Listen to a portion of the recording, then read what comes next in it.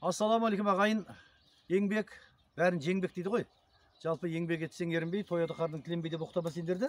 Иә. Сондықтан да мінекей еңбек істеп жатқан балалар. Қазір жұмыс үстіндеміз. Міне балаларды енді жұмыстан үзіп алдым.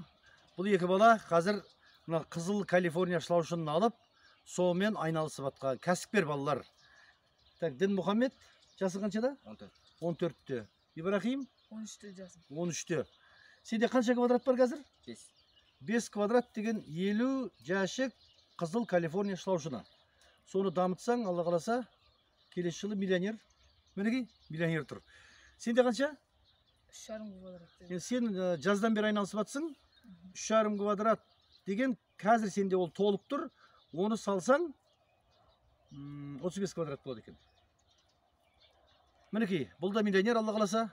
Өзі баланы жаста деген қазақ атамыз. Болар бала 15-інде баспын дейді, болмайтын бала 30-ында жаспын дейді. Сондықтан да еңбекке араласқанымыз абзал ағайын. Мына өзі бір қазақ үшін өте берекелі кәсіп болайын деп тұр. Мінекей, балалар да айналысып жатыр. Жігіттер, ағайындар, кірісейік осы кәсіпке.